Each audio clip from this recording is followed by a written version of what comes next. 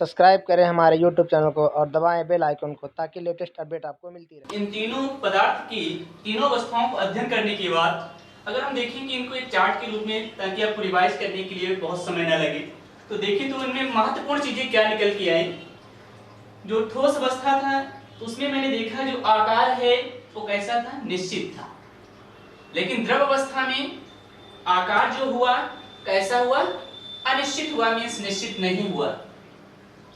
इसी प्रकार से हम देखें अगर गैस अवस्था में उसका जो आकार है कैसा है, निश्चित नहीं है।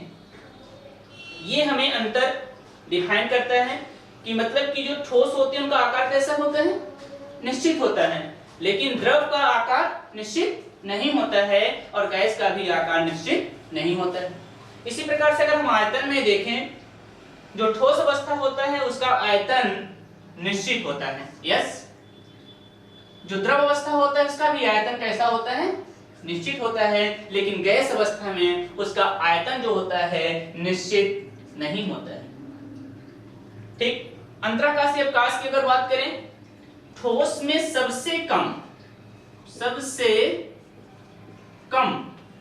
ठोस में सबसे कम अंतराकाशीय अवकाश होता है। लेकिन अगर द्रव अवस्था की बात करें तो इसमें अंतराकाशीय अवकाश ठोसों की तुलना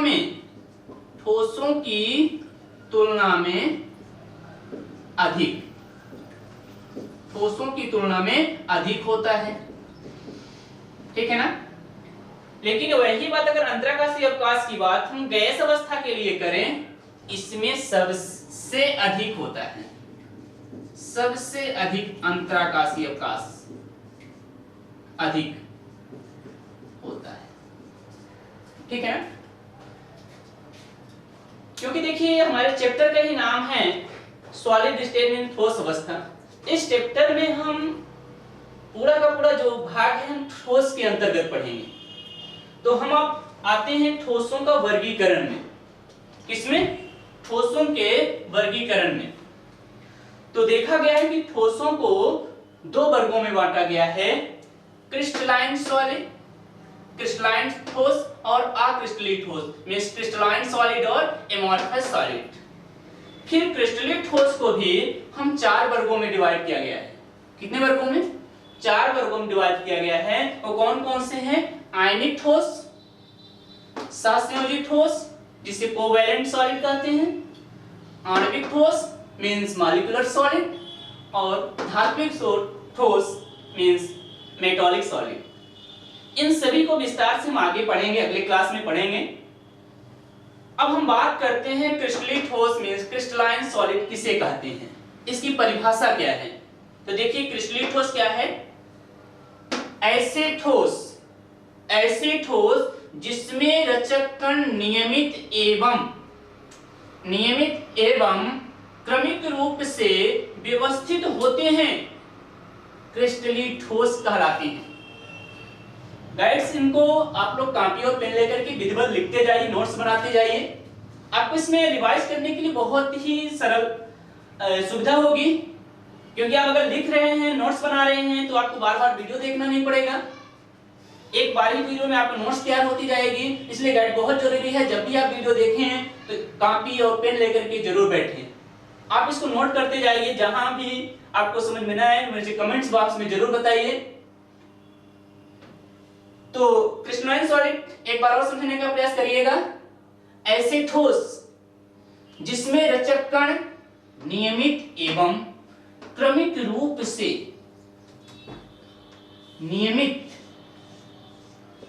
देखिए एक नियमित क्रम और क्रमिक रूप से व्यवस्थित होते हैं, उसे हम क्रिस्टलीय ठोस कहते हैं। इस पास देख पा रहे हैं कि जो रचक कण है एक निश्चित क्रम में है, एक नियमित क्रमिक रूप से हैं, तो यह ठोस, यह सॉलिड कैसा कहलाएगा? क्रिस्टलीय ठोस का। ठीक, उदाहरण के लिए अगर हम बात करें, हीरा, graphite, sodium chloride, potassium chloride, iodine, बर्फ, इन सभी की जो संरचना होती है, जो इनके रचक कण होते हैं, इस क्रम में व्यवस्थित होते हैं, मींस एक क्रम में व्यवस्थित होते हैं। ठीक, इनके लक्षण क्या है क्रिस्टलीय ठोस के, हम देखते हैं। क्रिस्टलीय ठोस का लक्षण, पहला पॉइंट देखिए कौन सा है, परिभाषा से निकल के आ रहा है कि क्रिस्टलीय ठोसों में रचक कण नियमित एवं क्रमिक व्यवस्थित होते हैं। इस समझ गए ना, नियमित एवं देखिए क्रमिक मींस एक नियमित एक क्रम में और क्रमिक, जैसे पहली पंक्ति के नीचे दूसरा गोला, दूसरे गोले के नीचे तीसरे गोले, तो ये क्रमिक हुआ, ठीक है ना। और जब इनके रचक कण नियमित और क्रमिक हैं, इनकी जो बनने वाली ज्यामिति होगी ना, जो आकृति होगी ना, वो निश्चित होगी। तो सेकंड पॉइंट आता है इनकी ज्यामिति निश्चित होती है, अर्थात इनकी आकृति कह सकते हैं ये निश्चित होती है। नेक्स्ट पॉइंट देखते हैं गाइड्स, तीसरा पॉइंट है, किसकी बात कर रहा हूं, क्रिस्टलीय ठोस की बात कर रहा हूं। ये निश्चित गलनांक रखते हैं, कैसे रखते हैं, ये निश्चित गलनांक रखते हैं। नेक्स्ट पॉइंट है, फोर्थ पॉइंट है, ये वास्तविक ठोस होते हैं, ट्रू सॉलिड होते हैं। कैसे होते हैं, ये वास्तविक ठोस होते हैं। नेक्स्ट पॉइंट है, इनकी संगलन उष्मा अर्थात गलन उष्मा निश्चित होती है। आपके ऑब्जेक्टिव क्वेश्चन बन सकता है कि क्रिस्टलीय ठोसों की संगलन उष्मा डैश डैश होती है, निश्चित होती है, अनिश्चित होती है, तो कैसा होता है, निश्चित होती है।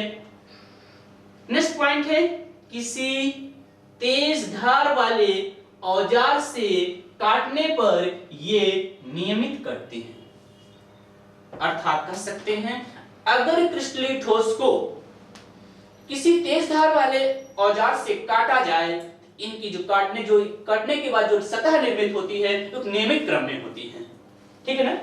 नेक्स्ट पॉइंट, इनके निर्माण में मींस क्रिस्टलीय ठोस के निर्माण में बाहरी सतह भी नियमितता दर्शाती है। कैसा होता है, नियमित। अगर क्रिस्टलीय ठोसों का निर्माण किया जा रहा है, इनकी जो बाहरी सतह होती है वो एक समतल होती है, एक नियमित क्रम में होती है। नियमित क्रम का मतलब जैसे जो माना कि ये क्रिस्टल का निर्माण किया जा रहा है क्रिस्टलीय, ठीक, तो एक रचक कण यहां हुआ तो दूसरा रचक कण जस्ट उसी के नीचे आएगा, फिर तीसरा भी जस्ट उसी के नीचे आएगा। कह सकते हैं इनके निर्माण की जो बाहरी सतह है देखिए नियमित रूप से अरेंज हो रही है, ठीक। नेक्स्ट पॉइंट, ये विषमदैशिक होते हैं, बहुत महत्वपूर्ण पॉइंट, ये विषमदैशिक होते हैं जिसकी चर्चा हम अगले क्लास में करूंगा। कैसे होते हैं ध्यान रखिएगा, जो क्रिस्टलीय ठोस होते हैं वे विषमदैशिक होते हैं, इसको नोट्स के रूप में लिखिएगा। ये कई बार आपके पेपर में आ चुका है कि क्रिस्टलीय ठोस होते हैं विषमदैशिक, समदैशिक दोनों, नन ऑफ दिस, तो क्या हो जाएगा, क्रिस्टलीय ठोस विषमदैशिक होते हैं, ठीक। इस प्रकार से हम बात करते हैं अगला पॉइंट, अक्रिस्टलीय ठोस। इसकी बात करता हूं, अक्रिस्टलीय ठोस जिसे एमोर्फियस सॉलिड के नाम से जानते हैं, ठीक है ना, क्या, एमोर्फियस सॉलिड। देखिए इसकी परिभाषा क्या है, अक्रिस्टलीय ठोस किसे कहते हैं, इसकी परिभाषा से हमें सारे प्रश्नों का उत्तर मिल जाएगा। ऐसे ठोस जिनके रचक कण अनियमित रूप से व्यवस्थित होते हैं अक्रिस्टलीय ठोस कहलाते हैं। परिभाषा कहती है कि ऐसे ठोस जिसके रचक कण अनियमित रूप से व्यवस्थित होते हैं अक्रिस्टलीय ठोस कहलाते हैं। देखिए जो रचक कण अभी आपके सामने प्रेजेंट है, इनमें रचक कणों कोई व्यवस्थित क्रम नहीं है, कोई यहां है तो कोई उधर है, देख पा रहे हैं, कोई अंतराकाशी अवकाश में आ रहा है। मींस कह सकते हैं कि ऐसे ठोस जिनके रचक कणों के कोई नियमित व्यवस्था नहीं होती है, ऐसे ठोसों को हम अक्रिस्टलीय ठोस कहते हैं। उदाहरण के लिए अगर हम देखें तो रबड़, प्लास्टिक, कांच, ये सभी के सभी अक्रिस्टलीय ठोसों के अंतर्गत आते हैं। इनके प्रमुख लक्षण कौन कौन से हैं क्रिस्टलीय ठोसों के, देखिए पहला पॉइंट तो परिभाषा से ही आ रही है कि जो अक्रिस्टलीय ठोसों के जो रचक कण होते हैं ना, वो अनियमित क्रम में व्यवस्थित होते हैं, अर्थात कह सकते हैं अक्रिस्टलीय ठोसों के जो रचक कण होते हैं अनियमित रूप में व्यवस्थित होते हैं। ठीक है ना। सेकंड पॉइंट देखिए क्या है, इनकी जो ज्यामिति होती है मींस जो आकृति होती है अनिश्चित होती है, मींस निश्चित नहीं होती है। ठीक, नेक्स्ट पॉइंट क्या है, इनका गलनांक निश्चित नहीं होता है, अर्थात अनिश्चित होता है। अक्रिस्टलीय ठोसों के गलनांक डैश डैश होते हैं तो क्या हो जाएंगे, अनिश्चित होते हैं, अर्थात निश्चित नहीं होता है। ठीक है गाइड्स। नेक्स्ट पॉइंट है, ये आभासी ठोस होते हैं, बहुत इंपॉर्टेंट टॉपिक पॉइंट। ये आभासी ठोस होते हैं, अर्थात कह सकते हैं दिखते तो ठोस हैं लेकिन वास्तविक ठोस नहीं होते। जबकि क्रिस्टलीय ठोसों में क्या कहा जाता है कि ये वास्तविक ठोस होते हैं, लेकिन अक्रिस्टलीय ठोस को कहा जा रहा है ये आभासी ठोस होते हैं। नेक्स्ट पॉइंट, इन्हें अतिशीतित द्रव्य भी कहते हैं, बहुत महत्वपूर्ण पॉइंट है।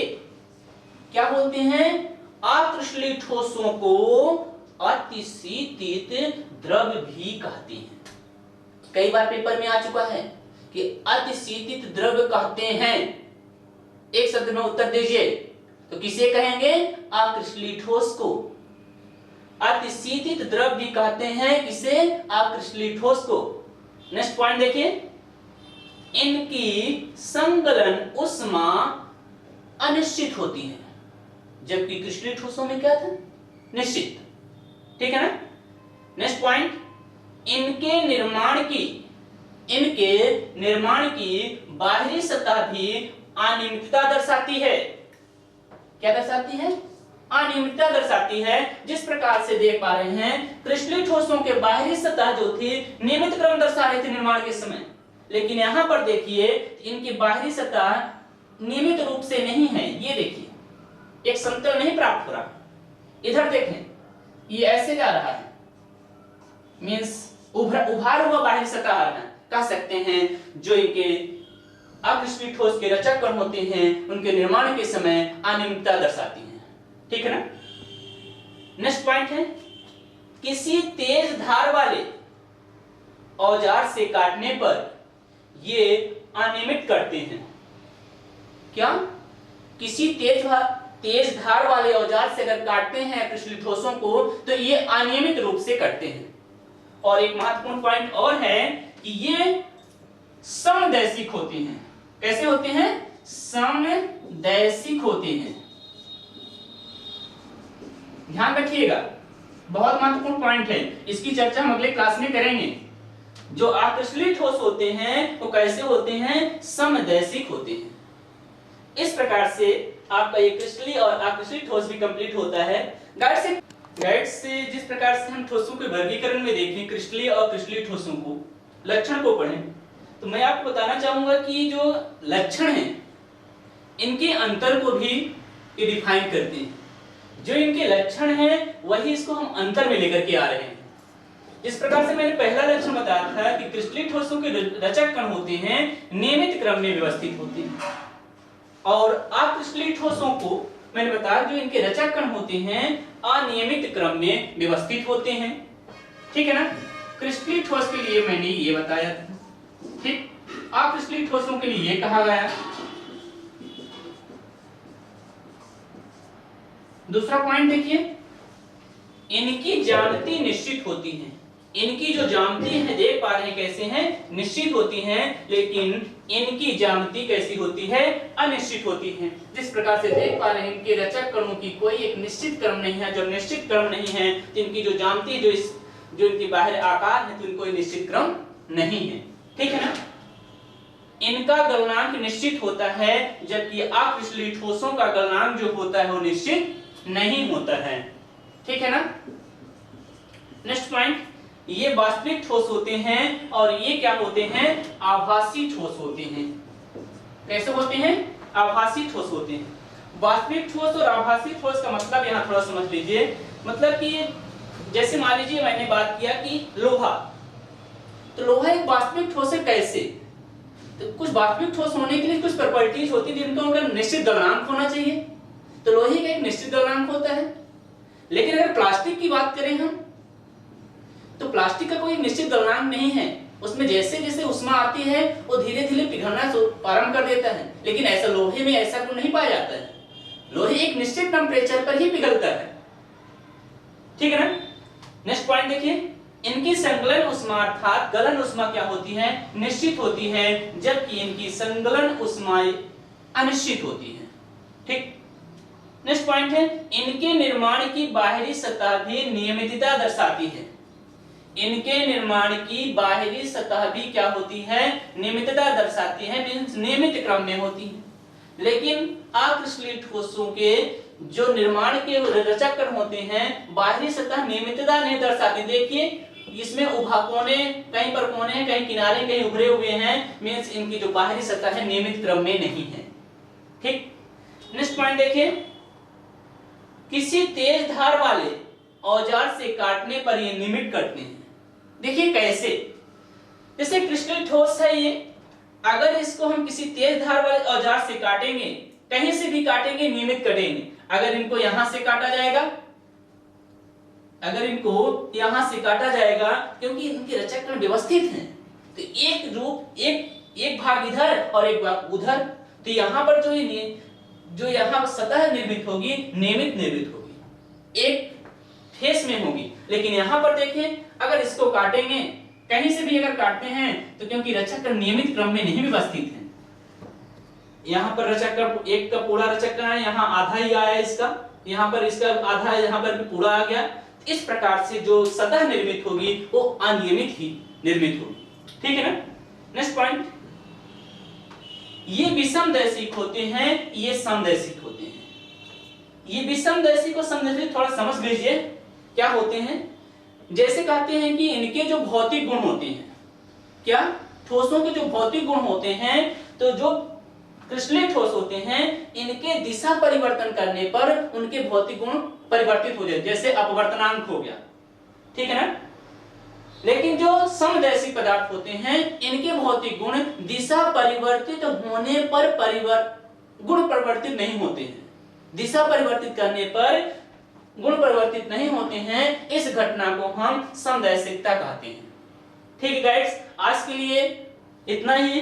बाकी हम अगले क्लास में आपको बताऊंगा कि एक चीज इसमें आया है, अक्रिस्टलीय ठोस में अर्धशीतीय द्रव कहते हैं, उसको हम आपको अगले क्लास में डिफाइन करूंगा।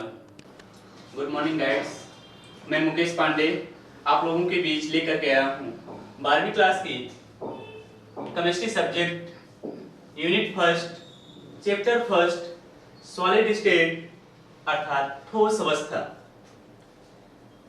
बच्चों, ठोस अवस्था क्योंकि एक पदार्थ का भाग है, इस कारण हमें पहले मालूम करना होगा कि पदार्थ क्या है, पदार्थ की परिभाषा क्या है। तो हम अपने आते हैं टॉपिक में। पदार्थ मींस मेटर। पदार्थ वह है जो स्थान घेरता है। पदार्थ वह है जो स्थान घेरता है, जिसमें भार होता है तथा जिसका अनुभव हम अपनी ज्ञानेंद्रियों से कर सकते हैं, उसे पदार्थ कहते हैं। गाइड्स, यहां पर एक शब्द आया है, ज्ञानेंद्रियों से कर सकते हैं, उसे हम पदार्थ कहते हैं।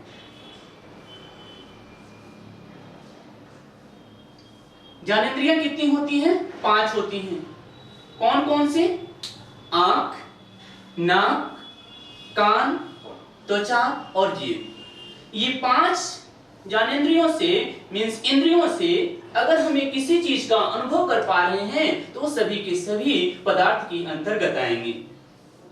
ठीक। इस पदार्थ की परिभाषा में हमें 3 चीजें मिलकर के आए। वो सभी के सभी सब्सटेंस जो स्थान घेरेंगे वो पदार्थ कहलाएंगे।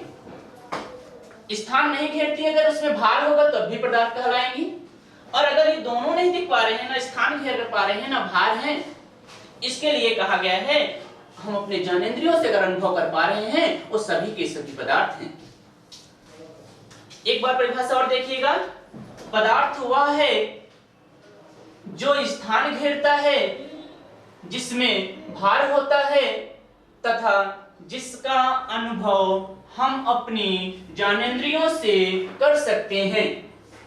ठीक है, अब बात करते हैं उदाहरण के लिए, जैसे सोना, बर्फ, आयोडीन, पारा, जल, bromine, oxygen, nitrogen, carbon dioxide, sulphur dioxide, etc इत्यादि। ये सभी के सभी पदार्थ के अंतर्गत आते हैं।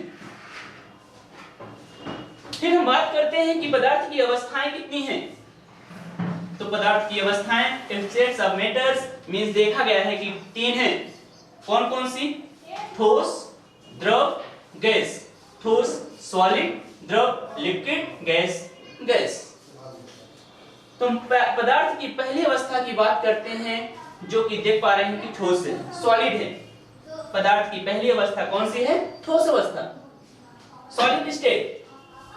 इसकी हम परिभाषा देखते हैं कि ठोस वास्तविकता में है क्या, ठोस कहते हैं किसे हैं। तो हम पाते हैं कि पदार्थ की वह अवस्था जिसमें उसका आकार एवं आयतन दोनों निश्चित होता है, ठोस अवस्था कहलाती है। ओके, क्या निकल के आ रहा है? आकार एवं आयतन दोनों क्या होंगे? फिक्स्ड होंगे, निश्चित होंगे। तो पदार्थ की इस अवस्था को हम क्या कहते हैं? ठोस अवस्था कहते हैं। इस ठोस अवस्था के लक्षण क्या क्या हैं, इनकी प्रॉपर्टीज क्या हैं? तो देखते हैं, जो ठोस अवस्था के जो रचक कण होते हैं, जो ये रचक कण हैं तीव्रता से बधे होते हैं, मींस एक रचक कण दूसरे रचक कण से प्रबलता से बधे होते हैं। अंतराकाशीय अवकाश बहुत कम नगण्य होता है, अर्थात इन रचक कणों के मध्य देख पा रहे हैं वैकेंट मींस खाली स्थान बहुत कम है, देख पा रहे हैं। यही है अंतराकाशीय अवकाश, जो खाली स्थान है रचक कणों के मध्य, इसी को अंतराकाशीय अवकाश कहते हैं, और जो कि बहुत ही कम पाया जाता है। नेक्स्ट, जब ये रचक कणों के मध्य अंतराकाशीय अवकाश बहुत कम है, तो देखिए क्या होगा? रचक कण इधर उधर गति करने में असमर्थ होंगे, क्योंकि स्पेस है नहीं, खाली स्थान है नहीं, तो मूव कर नहीं पाएंगे। और जब मूव नहीं कर पाएंगे तो यही कहा गया कि रचक कण इधर उधर गति करने में असमर्थ होते हैं। और जब रचक कण इधर उधर गति करने में असमर्थ हो गए, तो परिणाम स्वरूप इनका आकार निश्चित होता है। जिनसे मिलकर के ये पदार्थ बना हुआ है, सॉलिड बना हुआ है, वो मूव नहीं कर पा रहा है, इधर से उधर नहीं जा पा रहा है, तो कह सकते हैं वो एक स्थान पर बना हुआ है। और जब एक ही स्थान पर बना हुआ है तो उसका आकार कैसा होगा? निश्चित होगा। ये निश्चित स्थान घेरते हैं, क्या करते हैं? ये निश्चित स्थान घेरते हैं, अतः इनका आयतन निश्चित होता है, जो कि परिभाषा में निकल के आए हैं। आकार एवं आयतन दोनों निश्चित होता है। उदाहरण के लिए हम बात करते हैं, जैसे बर्फ, आयोडीन, हीरा, ग्रेफाइट, सोना, लोहा, लकड़ी, पत्थर इत्यादि, ये सभी के सभी ठोस अवस्था में पाए जाते हैं। अब हम पदार्थ की दूसरी अवस्था की बात करते हैं, जो कौन सी है? द्रव अवस्था, अर्थात लिक्विड स्टेट। जिस प्रकार से मैंने ठोस अवस्था को पढ़ा, उसकी परिभाषा को देखा, ठीक उसी प्रकार से इसमें भी आप देखेंगे कि थोड़ा सा इसमें डिफरेंट है। देखिए क्या है? पदार्थ की वह अवस्था जिसमें उसका आकार अनिश्चित एवं आयतन निश्चित होता है, द्रव अवस्था कहलाती है। समझने का प्रयास करिएगा गाइड्स, कि पदार्थ की वह अवस्था जिसमें उसका आकार क्या होता है? अनिश्चित होता है। कोई निश्चित मींस नहीं होता है, लेकिन जो आयतन है ना, वे निश्चित होता है। पदार्थ की इस अवस्था को हम द्रव अवस्था कहते हैं। इसके लक्षण क्या हैं? अब देखिए, क्योंकि आकार निश्चित नहीं है तो पहला पॉइंट लक्षण में, रचक कण प्रबलता से तो बंधे होते हैं लेकिन ठोसों की तुलना में कम। ध्यान देने वाली बात यह है कि ठोसों की तुलना में रचक कण जो होते हैं कम बंधे होते हैं। प्रबलता से बंधे होते हैं नो डाउट, लेकिन जो ठोस की तुलना में कम बंधे होते हैं। और जब कम बंधे हैं तो देखिए, अब जब ये रचक कण ठोसों की तुलना में कम बंधे हैं, जो अंतराकाशीय अवकाश है क्या होगा? ठोसों की तुलना में अधिक होगा। तो वही पॉइंट है, अंतराकाशीय अवकाश ठोसों की तुलना में अधिक होता है। यहां पर देखिएगा अंतराकाशीय अवकाश ज्यादा है, यहां पर देखिए अंतराकाशीय अवकाश बिल्कुल नहीं है। एक रचक कण दूसरे रचक कण से एकदम सटे हुए हैं। यस, यहां पर देख पा रहे हैं एक रचक कण दूसरे रचक कण से बिल्कुल सटे हुए हैं। रचक कण उसकी तुलना में बहुत ही कम है। यस, नेक्स्ट पॉइंट, अंतराकाशीय अवकाश अधिक होने के कारण रचक कण गत कर सकते हैं। ये जो अंतराकाशीय अवकाश है अधिक होने के कारण ये जो रचक कण, जो पार्टिकल है, जो मॉलिक्यूल्स हैं, ये आप इधर से उधर गत कर सकते हैं। तो गत कर सकते हैं, देखिए परिणाम क्या हुआ? रचक कण के गति के कारण इनका आकार अनिश्चित होता है। अर्थात कह सकते हैं ये रचक कण जो है अपना समय पाते ही यहां आ सकता है, ये रचक कण यहां आ सकता है, ये रचक कण यहां आ सकता है, क्योंकि इनके बीच अंतराकाशी पर्याप्त है। उदाहरण के लिए हम बात करते हैं नेक्स्ट पॉइंट, प्रत्येक द्रव एक निश्चित स्थान घेरती है। प्रत्येक द्रव एक निश्चित स्थान घेरती है, अतः इनका आयतन कैसा होता है? निश्चित होता है। उदाहरण के लिए अगर हम बात करते हैं कि जैसे मान लीजिए इसमें पानी भरा हुआ है, इस ग्लास में पानी भरा हुआ है और इसमें 2 लीटर पानी लिया गया है। इस बॉटल में 2 लीटर पानी लिया गया है। यस, अगर इस बॉटल को से पानी इससे दूसरे पात्र में, आयताकार पात्र में, वर्गाकार पात्र में डाल दिया जाए तो यहां पानी की मात्रा 2 ही लीटर होगी, उससे बढ़े या घटेगी नहीं। उसका आयतन क्या हो? फिक्स है। ठीक है ना, ये सारे पॉइंट हो गए। उदाहरण के लिए अगर हम बात करते हैं जैसे क्या, ब्रोमीन, पारा, पानी, एल्कोहल, तेल इत्यादि, ये सभी के सभी पदार्थ के द्रव अवस्था के अंतर्गत आते हैं। ये जो पार्टिकल हैं, जो ये गोले के रूप में है, देख पा रहे हैं, ये है रचक कण। जो यहाँ पर खाली स्थान है, ये इसका कहलाता है अंतराकाशीय अवकाश। इस प्रकार से पदार्थ की दूसरी अवस्था भी द्रव अवस्था कंप्लीट होती है। अब हम बात करते हैं पदार्थ की तीसरी अवस्था, जिसे हम गैस अवस्था के नाम से जानते हैं। इसमें देखिए क्या होता है, पदार्थ की वह अवस्था जिसमें उसका आकार एवं आयतन दोनों अनिश्चित होता है, गैस अवस्था कहलाती है। पदार्थ की वह अवस्था जिसमें उसका आकार एवं आयतन दोनों अनिश्चित होता है, महत्वपूर्ण बात यह है अनिश्चित होता है, गैस अवस्था कहलाती है। इसके प्रमुख लक्षण देखिए कौन से होंगे। पहला पॉइंट है, रचक कणों के मध्य आकर्षण नगण्य होता है। अभी तक हम देख पा रहे थे ठोस और द्रवों में रचक कणों के मध्य आकर्षण होता था, लेकिन इनके रचक कणों के मध्य जो आकर्षण होगा वो ना के बराबर होगा। ठीक है ना। जब आकर्षण नगण्य होने के कारण रचक कण आसानी से इधर उधर गत कर सकते हैं। आकर्षण नगण्य होने के कारण रचक कण आसानी से इधर उधर गति कर सकते हैं। नेक्स्ट पॉइंट देखिएगा, जब रचक कण आसानी से इधर उधर गति कर रहे हैं तो परिणाम क्या निकलेगा, इनका आकार अनिश्चित होता है। परिणाम स्वरूप इनका आकार कैसा होता है, अनिश्चित होता है। नेक्स्ट, प्रत्येक गैस जिस बर्तन में रखी होती है उसका संपूर्ण आयतन ग्रहण कर लेती है। ध्यान दीजिएगा कि प्रत्येक गैस जिस बर्तन में रखी होती है उसका संपूर्ण आयतन ग्रहण कर लेती है। जब संपूर्ण आयतन ग्रहण कर लेती है, अर्थात अगर गैस इस इतने बड़े बर्तन में रखी हुई है, इसका इतना एरिया कवर कर लेगी। अगर